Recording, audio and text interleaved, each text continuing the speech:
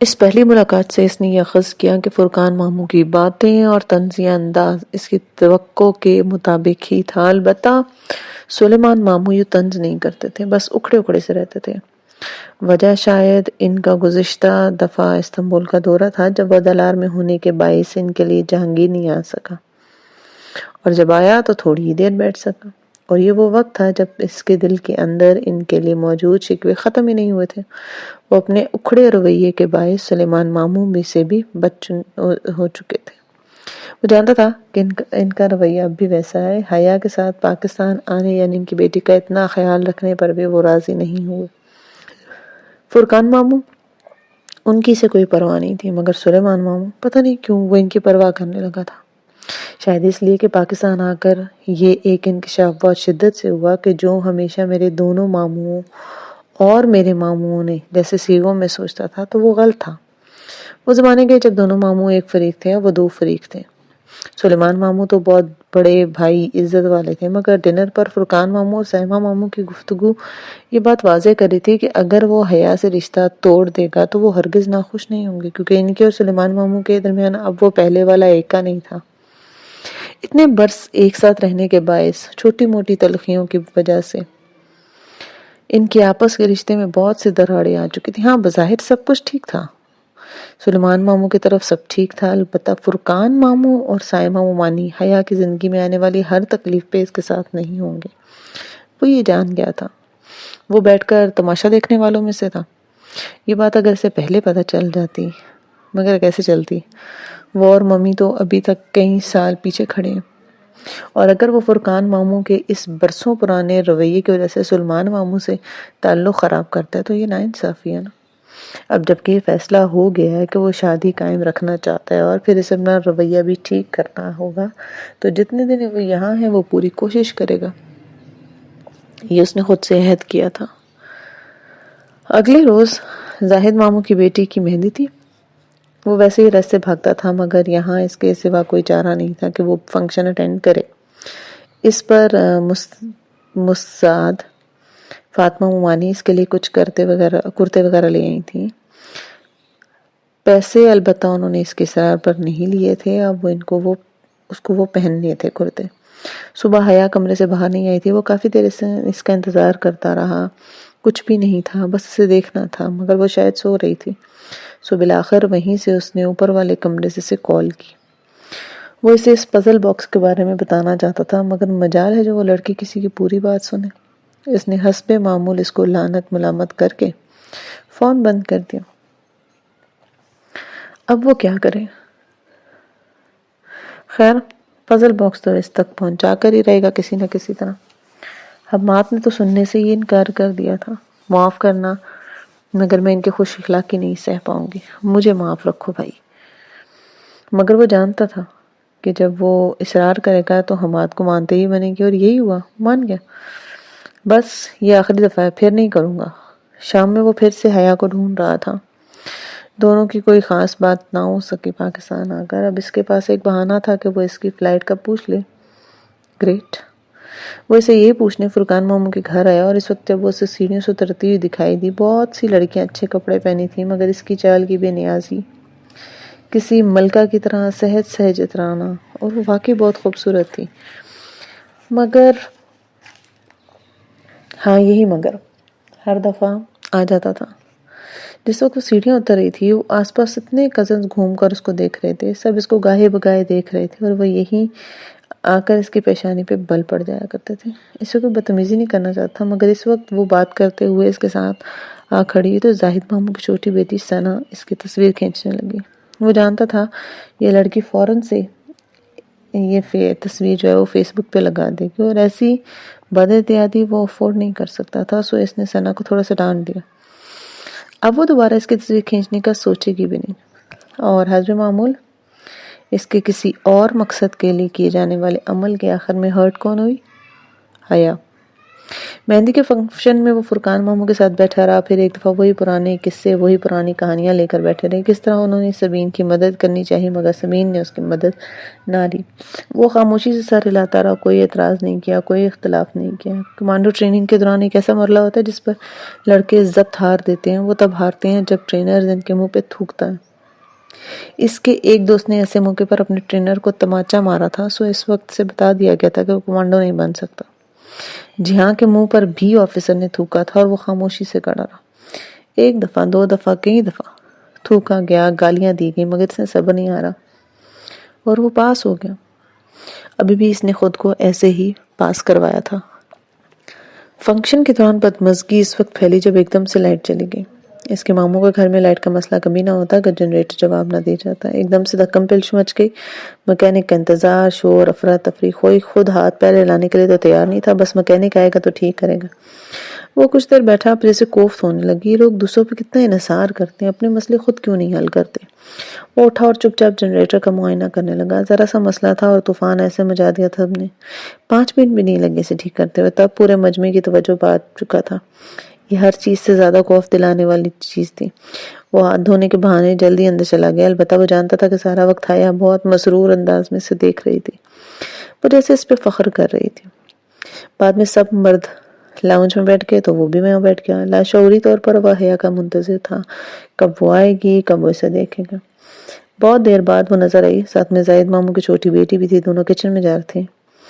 اسے ابھی حیا کو دیکھ لینے کی ٹھیک سے خوشی بھی نہیں ہوئی تھی کہ اس نے محسوس کیا کہ جب وہ اوپر چلتی ہوئی جا رہی تھی تو سب کزن سے صحیح دیکھ رہے تھے، یہاں تک کہ داور بھی۔ اسے شدید غصہ آیا، اتنا شدید کہ حد نہیں تھی، مگر وہ کیا کر سکتا تھا؟ وہ تو اپنی ماں تک پہ کچھ امپوز نہیں کر سکتا تو اپنی بیوی پہ کیا کرتا؟ پھر ایک دم سے کہیں سے زاہد ماموں کی بیٹی جس کی شادی تھی تن پن کرتی آئی اور داور کے اونچا بولنے کے سبب اس کو سنا کر واپس ہوئے۔ وہ واقعی شاکڈ رہ گیا اور کچھ پچھلا غصہ بھی تھا۔ وہ ایک دم سے کھڑا ہو گیا، باقی سب بھی اس کے پیچھے باہر آ گئے۔ کسی نے البتہ اس لڑکی کو نہیں ٹوکا، کسی نے اسے ڈانٹا نہیں، کسی نے اسے وہ باتیں نہیں سنائی جنہوں نے کئی برس پہلے اس کی ماں کو سنائی تھی۔ تب بھی فرقان معمول سب ان کے لاؤنج میں بیٹھے ہوئے تھے، تب بھی وہ یوں ہی بیٹھے تھے اور وہ باہر نکل گئے تھے، مگر اب باہر نکلنے سے قبل کسی نے کچھ نہیں کہا تھا۔ کیا فرق کیا تھا دونوں واقعات میں؟ ممی نے ان کی بےعزتی نہیں کی تھی، وہ گواہ تھا۔ مہوش نے داور کی سب کے سامنے بےعزتی کی اور وہ اس کا بھی گواہ تھا۔ پھر کیوں مہوش کو ایک بھی لفظ نہیں کہا گیا؟ کیونکہ وہ اثر و رسوخ رکھنے والے باپ کی بیٹی تھی، کیونکہ اس کا باپ سامنے بیٹھا تھا، کیونکہ اس کا ہونے والا شوہر بہت امیر کبیر تھا۔ اور ممی کے پاس کیا تھا؟ ممی کے پاس تو ان میں سے کچھ بھی نہیں تھا۔ اور ہاں، یہ اس کا ہونے والا شوہر، چلو وہ بھی دیکھے گا کتنا عرصہ اس کے امیر ہونے کا ڈھکوسلا چلتا ہے۔ جس طرح اس لڑکے کا بڑا بھائی بار بار اپنی دولت کی وجہ بتا رہے ہیں نا، صاف ظاہر تھا کہ وہ ایک دم سے آئے ہوئے بلیک منی کی صفائی دے رہے ہیں، گدھے۔ مہوش کی بدتمیزی کے بعد جب سب بنا کھانا کھائے وہاں سے اٹھ گئے تو اس کے ذہن میں یہی آیا کہ سلیمان ماموں نے کھانا صحیح طرح سے نہیں کھایا۔ حیا نے باہر کھا لیا تھا، مگر ماموں، وہ ان کی اتنی پرواہ کیوں کرتا تھا؟ پتہ نہیں، مگر جو بھی ہے، ماموں ماموں تھے۔ سو حیا کے ساتھ مل کر اس رات اس نے سلیمان ماموں کے لیے پاستا بنایا، اور یوں ان دونوں کے درمیان سرد مہری کی دیوار بھی اب پگھل چکی تھی۔ ماموں حیران تھے، مگر زیادہ دیر نہیں۔ وہ اس سے خفا رہتے تھے، مگر وہ جانتا تھا کہ اب شاید حالات بدل جائیں گے، شاید۔ اگلے روز حماد کی بہت منت سے مدد کر کے اس نے وہ باکس حیا تک پہنچایا۔ اس کے اندر جواہر کے ایک لاکر کی بارکوڈ سلپ اور اندرونی تجوری کی چابی تھی۔ لاکر ابھی خالی تھا، مگر وہ واپس جاتے ہی کچھ ریکارڈ کر کے اس میں رکھے گا، اور یہ سب کچھ اس نے سوچ رکھا تھا۔ بس اس کے لیے اسے حیا کو واپس لے جانا ہوگا، لازماً۔ ان چند دنوں میں اس کے باقی رشتہ دار سے بھی اس کے تعلقات بہتر ہو گئے۔ مہوش کی چھوٹی بہن سے لے کر سلیمان ماموں تک اب کوئی اس سے ناراض نہیں تھا۔ جب وہ بعد میں اپنی جاب کے متعلق بتائے گا تو ان کا کیا رد عمل ہوگا وہ سوچنا بھی نہیں چاہتا تھا۔ بات کی بعد میں دیکھی جائے گی، ابھی تو اسے سب کی سیٹنگ میں رکھنا تھا نا۔ اس رات حیا نے پزل باکس سے ہی لا کر تھما دیا۔ پہلے تو وہ گڑبڑا گیا کہ وہ اس کا حساب لینے گیا، مگر نہیں، وہ صرف باکس کھولنے میں مدد چاہ رہی تھی۔ پاگل لڑکی یہ رازداری سے رکھنے والی چیز تھی. وہ کیا اب ہر کسی کو یوں ہی مدد مانگتی پھرے گی؟ اس کا علاج کرنا ضروری تھا، سو اس نے فوراً چھرا اور ہتھوڑا مانگا. حیا نے گھبرا کر باکس واپس لے لیا. چلو اس کو توڑ کر نہ کھولنے والی خواہش کا اتنا احترام تو تھا نا. اب اس کے لاکر سے ویڈیو نکالنے کے لیے ضروری تھا کہ وہ واپس استم بول جائے. ایک وقت تھا جب وہ اسے روکنا چاہتا تھا، مگر آج وہ خود سلیمان ماموں کے پاس گیا تھا کہ ان کو سمجھا سکے. وہ کمرے میں اکیلے تھے. وہ سامنے کرسی پہ بیٹھ گیا، چھوٹی چھوٹی باتوں سے آغاز کیا اور خاموشی سے وہ اسے سنتے رہے. تم اور کیا کرتے ہو ریسٹورنٹ کے علاوہ؟ انہوں نے سادہ انداز میں پوچھا، مگر وہ ذرا دیر کو ٹھٹکا. وہ کچھ جانتے تو نہیں تھے آرمی کے بارے میں، کچھ نہیں جان سکتے تھے، مگر کہیں اس کے عبدالرحمن پاشا والے کور کے بارے میں تو کچھ نہیں جانتے. یا شاید روہیل نے امریکہ والی بات کا ذکر نہ کیا ہو، مگر نہیں. وہ ان کو تسلی دیتا ہوا پورے اعتماد کے ساتھ بتاتا گیا.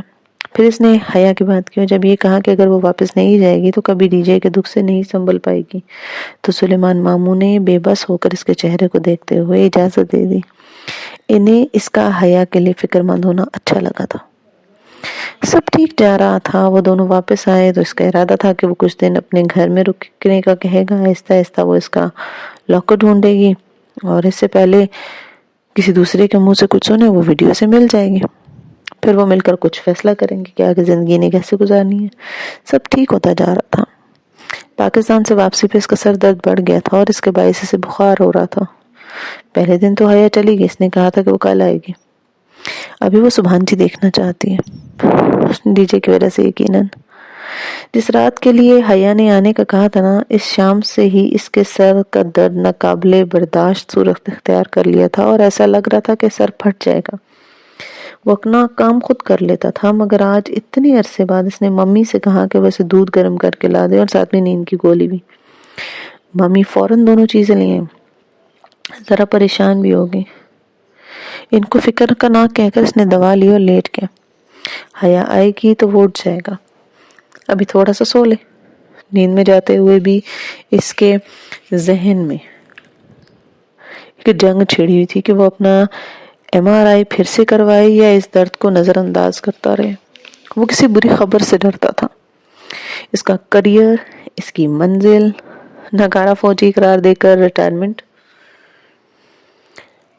رات کا جانے کون سا پیر تھا جب اس کی آنکھ مسلسل گھنٹی سے کھلی. اس نے اٹھنا چاہا تو سر بے حد وزنی تھا. بمشکل وہ کوہنی کے سہارے ہو کر سیدھا بیٹھا اور فون دیکھا. سفیر عثمان. جب اس نے کان کے ساتھ فون لگائے تو اس کی آنکھوں کے سامنے بار بار اندھیرا. جب اس نے سفیر کی بات سنی تو اسے جیسے زور کا چکر آیا. ابھی بھائی ایک لڑکی کا فون آیا. وہ اپنا نام حیا بتا رہی اور وہ کہہ رہی کہ اس کا اغوا کر لیا گیا. وہ رات شاید زندگی کی سب سے طویل رات تھی. انڈیا میں را کی تحویل میں گزری راتوں سے بھی زیادہ تلخ، زیادہ تکلیف دہ اور زیادہ بھیانک. وہ رات اسے لگا تھا کہ وہ حیا کو کھو دے گا، صرف اس لیے کہ وہ اس کی نگرانی نہیں کر سکا، وہ اس کی حفاظت نہیں کر سکا. وہ لوگ اسے اغوا کر چکے تھے صرف اس کے لیے کہ اس رات عبدالرحمن پاشا سو گیا تھا. وہ اس کو لے کر گئے تھے. وہ کیا کریں گے، وہ کدھر جائے گا، وہ کیا کرے گا.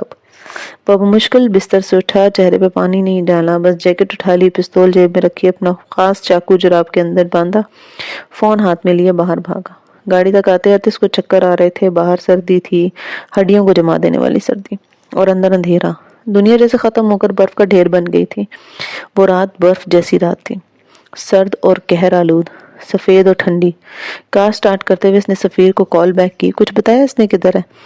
بس فورس برج کا کہا ہے. میں کال بیک کر رہا ہوں مگر کال نہیں آ رہا. اس کا نمبر رومنگ پہ ہے اور بیلنس ختم ہو گیا. مگر مسئلہ یہ تھا کہ بس فورس برج بھی تو دو تھے. ایک فرسٹ بس فورس برج جس کو عام زبان میں بس فورس برج کہا جاتا ہے، دوسرا سیکنڈ بس فورس برج جس کا نام سلطان احمد برج ہے. یہ پل سلطان احمد مسجد کی پشت پہ تھا. چونکہ حیا نے سفیر کو پاکستانی موبائل سے کال کی تھی، اس لیے اس نے سب سے پہلے اپنے ٹریسر کا سٹیٹس چیک کیا. وہ واقعی سلطان احمد برج کے قریب کہیں تھا.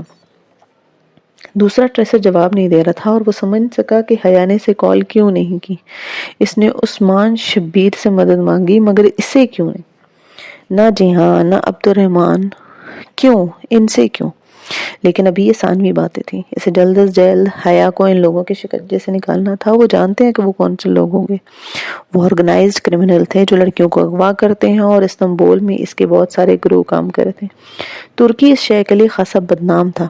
روس، یوکرائن، مالدووا کی لڑکیاں نوکری کے لالچ میں ادھر لا کر رکھی جاتی اور پھر بیچ دی جاتی اور پھر زبردستی ان سے وائٹ سلیوری کروائی جاتی، یعنی کال گرلز بنا کر ان سے پیسے وصول کیے جاتے.